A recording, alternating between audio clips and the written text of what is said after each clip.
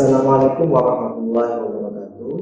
Perkenalkan, saya Arif Fadlullah dengan NIDM 0019059101 adalah dosen di program studi Teknik Komputer Fakultas Teknik Universitas Borneo Tarakan. Adapun mata kuliah yang saya ajukan untuk penilaian PDD UKT bidang pengajaran adalah mata kuliah pemrograman berorientasi objek. Mata kuliah ini berjalan di semester ganjil dengan bobot 4 SKS, 2 SKS teori dan 2 SKS praktikum. Capaian pembelajaran akhir dalam mata kuliah ini adalah mahasiswa mampu mengetahui perbedaan dalam menerapkan konsep pemrograman berorientasi objek dibandingkan dengan konsep pemrograman prosedural, kemudian mampu membuat aplikasi menggunakan bahasa pemrograman berorientasi objek. Dalam pembelajaran mata kuliah ini akan diperkenalkan cara untuk memodelkan permasalahan pemrograman menggunakan konsep pemrograman berorientasi objek, antara lain berupa konsep struktur data dan operasi matriks, fungsi atau metode, kelas, inheritance, polymorphism, dekorator pada static maupun metode kelas, kemudian keyword file, abstraksi kelas, string, kemudian IO file, errors and exception, dan GUI interface memanfaatkan pustaka standar yang tersedia dalam bahasa pemrograman berorientasi objek. Mata kuliah pemrograman berorientasi objek ini dibagi ke dalam 9 pokok bahasan yang akan diberikan atau dibahas dalam 16 pertemuan. Pertemuan pertama adalah membahas pokok bahasan konsep dasar pemrograman berorientasi objek, pengenalan dan instalasi Python. Pertemuan kedua sampai dengan ketiga membahas tentang dasar-dasar pemrograman Python. Pertemuan keempat membahas tentang struktur data dan operasi matriks. Pertemuan kelima membahas tentang pokok bahasan fungsi dan kelas dalam pemrograman objek pada Python. Pertemuan ke-6 sampai dengan ke-7 membahas tentang inheritance dan polymorphism dalam pemrograman objek pada Python. Pertemuan ke-8 kemudian adalah PTS atau penilaian tengah semester. Pertemuan ke-9 adalah membahas tentang dekorator, static method dan class method dalam pemrograman objek pada Python. Pertemuan ke-10 membahas tentang keyword file, abstraksi, string, IO file dalam pemrograman objek pada Python.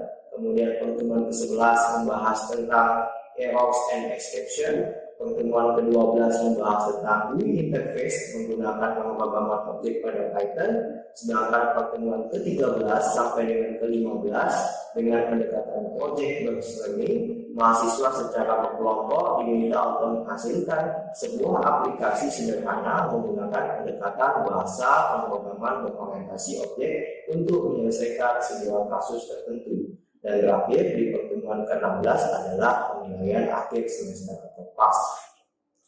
Model perkuliahan dalam proses pembelajaran MK ini adalah menggunakan model blended learning, yaitu gabungan antara tatap muka dengan menggunakan Borneo e-learning yang merupakan LMS BT. Selain itu, di setiap pertemuan di luar PTS dan PAS, proses pembelajaran yang telah dilakukan itu telah memenuhi unsur delivery interaktif maupun assessment. Pada unsur delivery, saya telah mengupayakan agar penyampaian materi yang diberikan tersusun secara utuh dengan didukung materi referensi yang tersedia dengan lengkap, baik itu berupa buku referensi maupun bahan tayang, PPT, dan modul praktikum yang dikembangkan secara mandiri yang juga dapat diakses secara mandiri oleh mahasiswa melalui LMS BPT. Pada unsur interaktif, di setiap pertemuan saya selalu berusaha membuka ruang diskusi melalui kegiatan tanya jawab, baik itu di awal perkuliahan maupun di akhir perkuliahan, baik itu secara langsung kepada mahasiswa maupun melalui tools interaktif seperti Slido dan Mentimeter terkait hal-hal yang belum dipahami oleh mahasiswa di dalam kelas. Kemudian pada unsur assessment atau penilaian, saya berpatokan pada pedoman pendidikan sarjana UGT bahwasanya proporsi bobot untuk tugas PTS dan PAS adalah 30, 30 dan 40%. Untuk tugas dibuat bervariasi baik itu berupa resume materi, pretest post-test, kuis, serta latihan dan tugas praktikum. Untuk PTS dibuat dalam bentuk soal esai dan troubleshooting program. Sedangkan untuk PAS atau penilaian akhir semester dibuat dalam bentuk masing-masing kelompok mahasiswa mempresentasikan hasil atau produk aplikasi yang telah dibuat dalam beberapa pertemuan sebelumnya untuk kemudian dinilai melalui angket yang telah dipersiapkan. Selain itu, penerapan LMSB-UTP juga digunakan dalam MK ini sebagai ruang mahasiswa untuk mengakses dan mempelajari materi secara mandiri, melaksanakan kuis secara interaktif dan paperless, mengunggah dan mengumpulkan hasil pengerjaan praktikum yang telah dilaksanakan di tiap pertemuan, serta ruang diskusi dan memberikan masukan serta nilai terkait hasil praktikum atau tugas yang diperoleh. Nah, untuk mengetahui bagaimana proses pembelajaran yang telah saya lakukan, yuk marilah kita simak video pembelajaran minggu keempat yang telah saya lakukan ini. Oke, assalamualaikum warahmatullahi wabarakatuh.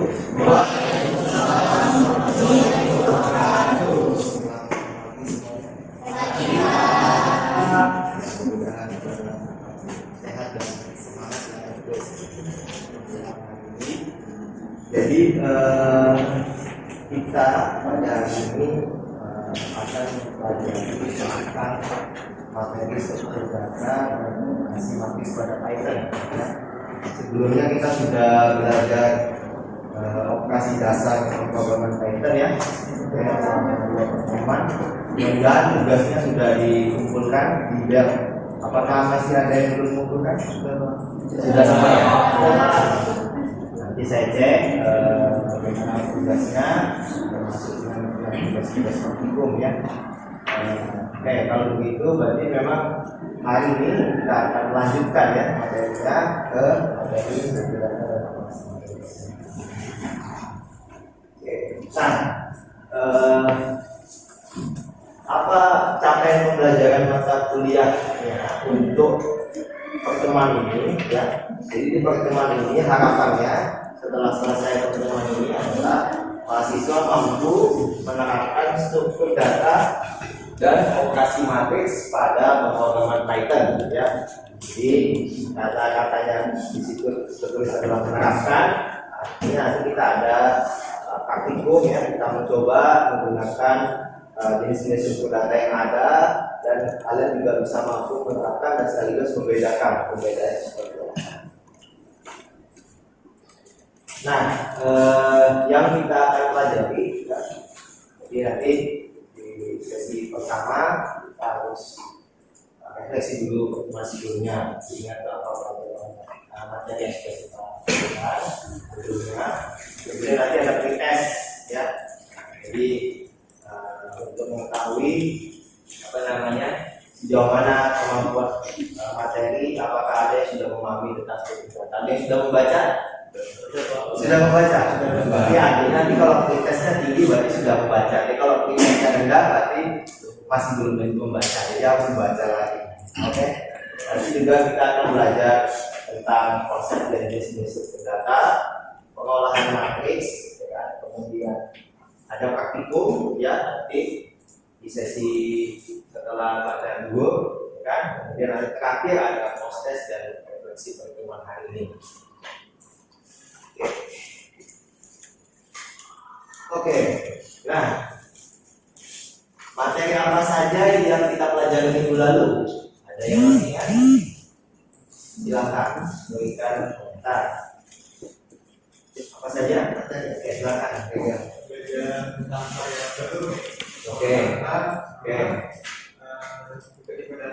Variabel, konstanta dan tipe data. Berdiri ya. Yang lain berdiri. Ada lagi? Ya, silakan. Dipelajari ada aritmatika, logika dan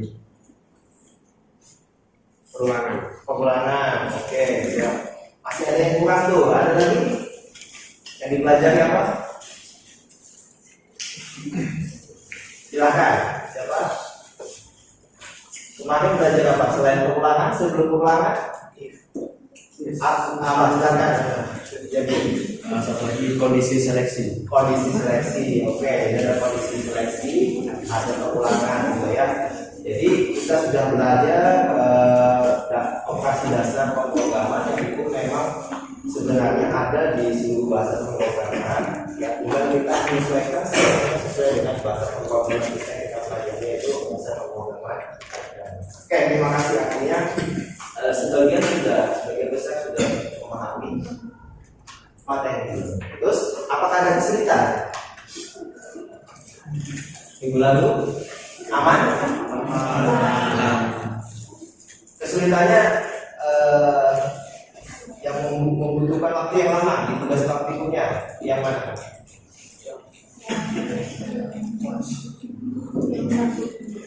Yang nomor 2 fungsi dan kelas. Sudah berhasil. Rata-rata menggunakan fungsi saja atau ada kelasnya? Oke, nanti saya cek ya. Oke, berarti akhirnya semua nilainya tinggi ya. Padahal itu kan opsional. Oke, artinya materi sebelumnya kita harus selesai ya. Nah, sehingga kita akan masuk ke materi ini. Nah, sebelum kita masuk kita tes. Silahkan sediakan kafe dan koneksi internet.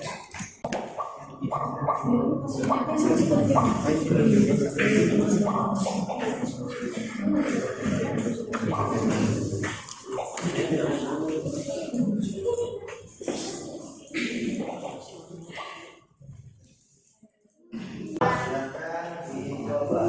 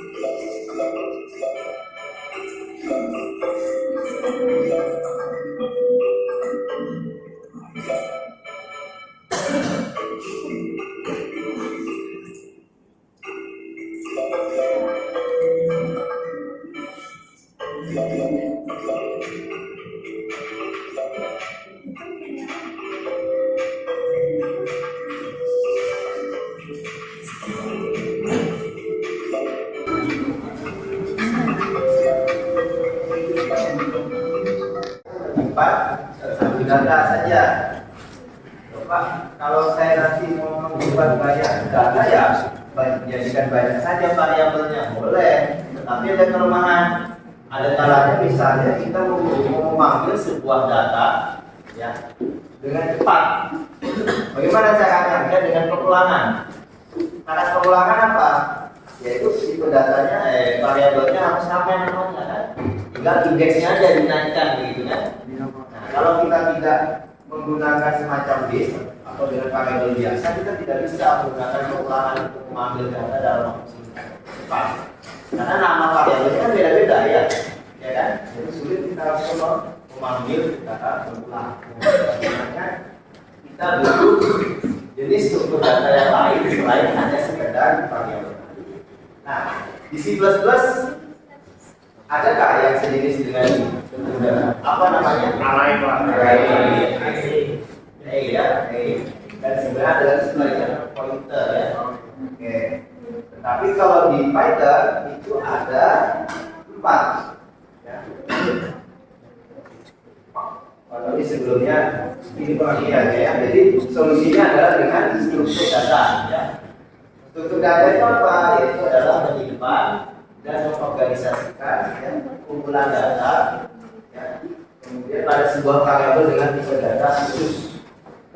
Jadi kumpulan data itu hanya disimpan dalam satu variabel saja. Bahkan ada struktur data yang bisa menyimpan struktur data yang lainnya, gitu ya. Ada yang cari seperti ini. Nanti kita lihat apa data yang seperti ini. Ya. Oke, berikutnya masuk ke matriks. Sudah belajar aljabar ini ya, semester ini. Oke, nah itu tadi ya.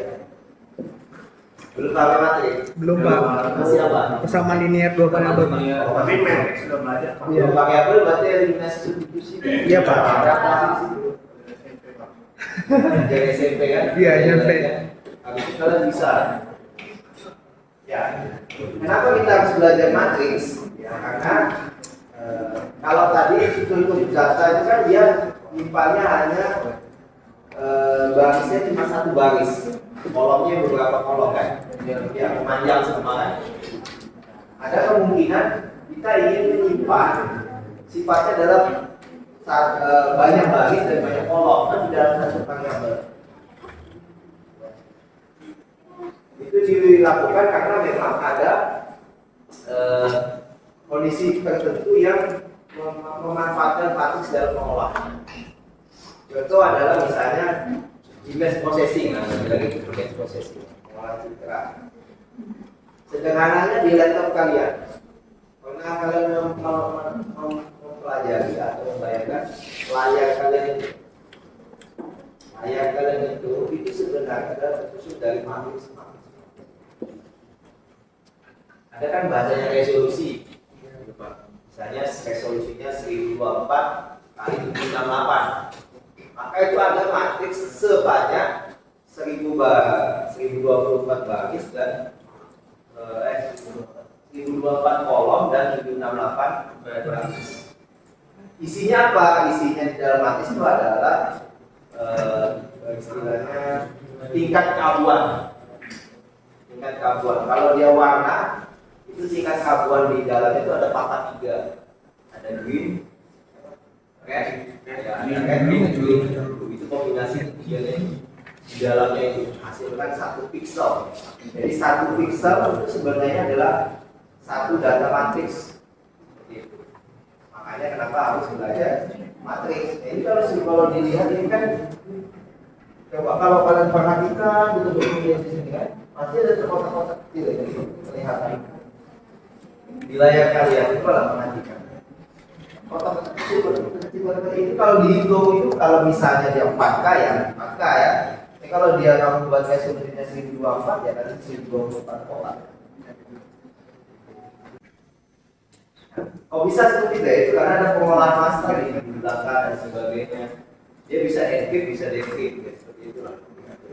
Makanya kenapa kita perlu belajar. Nah, jadi indeks matriks itu ya dari 0 juga jadi baris. Ini adalah kolom. Ya. Jadi kalau dia bukan kayak kombinasi kartesian. Kalau kartesian kan x ke sana, y ke sana kan. Kalau dia dari atas ke bawah, ini bawa ke kanan dari sini. Kombinasi. Ya, jadi indeks ke 0, indeks ke 1, indeks ke 2. Jadi kalau ditanya matriks indeks ketiga, kolom ketiga, baris ketiga, kolom ke 1 dihitung 0, 1, 2, 3, kolom ke 0, 1. Maka ini. Seperti itu. Nah, cara pengolahannya sudah ada di modul ya, nanti bisa dicoba sendiri. Nah, karena di Python itu dia tidak secara default menyediakan matriks, kita bisa menggunakan modul-modul yang lain. Salah satunya adalah modul NumPy. Nama Python ya. Ada modul lain lagi boleh silakan. Tapi yang sering digunakan adalah NumPy. Jadi untuk menggunakan ini kita install dulu NumPy-nya, pakai pip install NumPy. Nah, kalau udah install gimana? Ya, nggak ada modulnya. Kalau modulnya kalau kamu tulis begini ya. Nah, cara membuatnya hampir sama dengan list, tapi list yang di eject. Jadi misalnya pertama data ini adalah nama matriksnya, Kemudian kita menggunakan namanya metode array, tapi menggunakan modul nanti makanya np titik array. Kemudian tinggal buka buku, nanti isiannya tuh pakai list kan 20, 21, 47, 45 diisi dengan tanda koma. Ini artinya sudah baris pertama, baris kedua, dan ini harus sama. Kalau di jumlah kolomnya 4 ya isinya harus 4. Ya. Nah ini. Kok bisa ini data data pada baris 1 kolom kedua menghasilkan 15? Oke, ini saya akan bikin. Ini harusnya minggu 2 ya. Coba data ke 1 0 1. Kan kolom kedua 0 1 2 minggu 2. Oke. Ya, itu mengubah nilai. Bukan mengubah nilai, mengambil data yang ada di Itu komennya Pak, mengubah nilai elemen data ke 0 dari min 2 menjadi 15. Oh iya. Jadi untuk mengubah juga langsung sama kayak list. Ya, sama kayak list itu dia langsung masukkan nama apa? Nama matiknya, kemudian indeks baris kolomnya berapa, kemudian langsung kita yang mengubah. Jadi dia dia mengganti nilai min 2 ini menjadi 15. Ya, sehingga nanti di sini munculnya lagi adalah bukan lagi min 2 tapi mereka adalah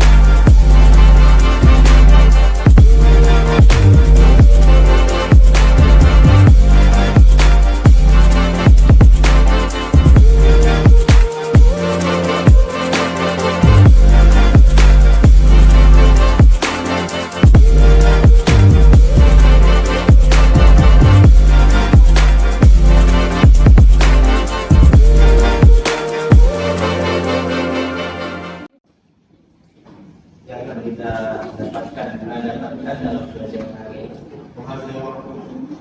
Apa? Tidak terlalu lagi Pak oleh Oh itu dari segi dari segi akademik.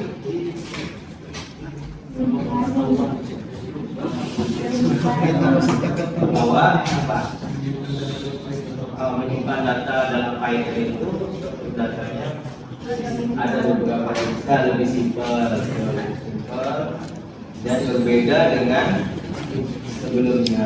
Apa perbedaannya sama sebelumnya? Mungkin menggunakan P ya, P, tapi yang di Python kita kasih berikan pilihan, ada yang menggunakan list, tuple, kemudian ada set sama itu.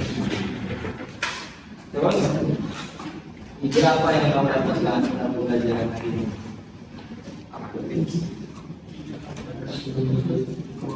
Apa? Aplikasi form. Jadi membuat aplikasi form. Oh ya. Jadi kita bisa mengembangkan beberapa hal pada dikembangkan yang form aplikasi ya, tapi menggunakan Python.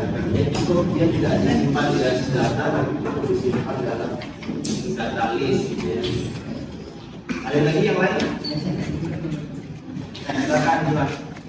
Iya, saya dapatkan hari ini Pak banyak sekali karena dari semester 1 kemarin di mata kuliah algoritma pemrograman kita dapat program di mana kami diminta untuk mengimplementasikan array Pak. Jadi karena ini berkaitan dengan array kemarin, jadi membuat aplikasinya lebih luas lagi karena menggunakan Python. Dulu saya proyek dengan kelompok saya itu membuat aplikasi yang Pak parkir. Jadi bisa menginputkan data parkir, terus jumlah perhitungan biaya parkirnya. Kalau menggunakan Python mungkin aplikasinya akan lebih bagus Pak daripada C++ kemarin. Oke, ya terima kasih. Jadi ya kita bisa mungkin memodifikasi dengan yang sudah digunakan sudah dibuat dulu yang berdasarkan parkir tadi, di mana dalam penyebarannya mungkin kita bisa menggunakan list, gitu kan, sehingga bisa lebih efisien, lebih efektif untuk belajar aplikasinya. Oke. Terakhir pertanyaannya bagaimana ini dipelajari lebih lanjut? Mengapa? Dari yang tadi yang mau dipelajari lebih lanjut sekarang yang bagaimana?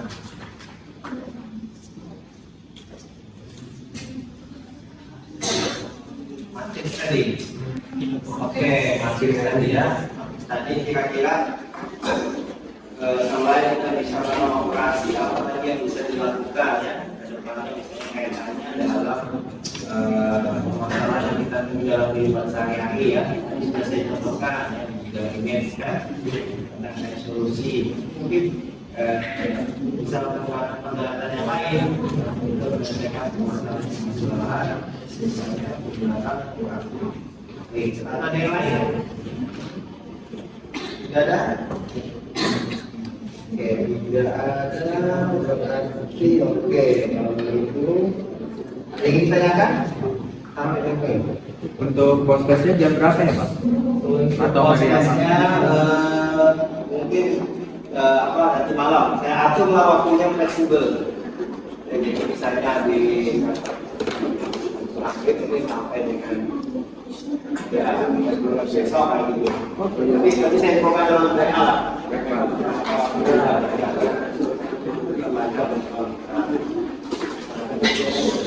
Ada lagi? Tidak ada? Tidak ada Pak. Tidak ada. Kalau tidak ada pertanyaan, waktunya tidak. Belum Pak. Belum Pak. Tidak ada pertanyaan. Saya akhiri untuk pertemuan hari ini. Ya, terima kasih pada semuanya yang sudah mengikuti dan melaksanakan praktikum untuk materi data dan operasi. Aktif sejak Anda pengelolaan data, terkhususnya dalam hal ini pengelolaan dan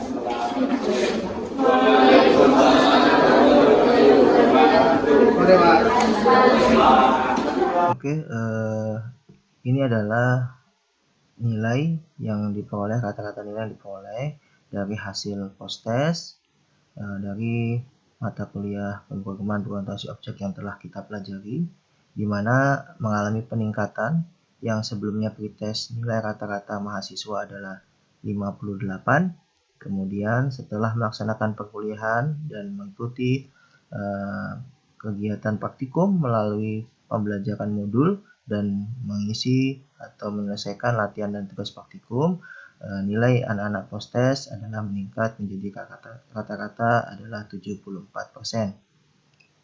Jika kita perhatikan di hasil ya, bahwasanya rata-rata dari mahasiswa yang mengikuti post-test nilainya sudah mencapai di atas sekitar 80%. Kemudian terkait pertanyaan yang memang diberikan ya, itu memang sesuai dengan materi yang diberikan, baik itu melalui bahan tayang PPT yang disampaikan maupun melalui pengerjaan modul praktikum, sehingga rata-rata sebagian besar mahasiswa berhasil menyelesaikan atau menjawab dengan benar, meskipun memang ada beberapa pertanyaan yang dijawabnya seimbang atau mungkin lebih banyak salah, karena memang pertanyaan ini adalah kategori pertanyaan dengan tingkat kesulitan sedang dan sulit. Sekian untuk paparan terkait post-test.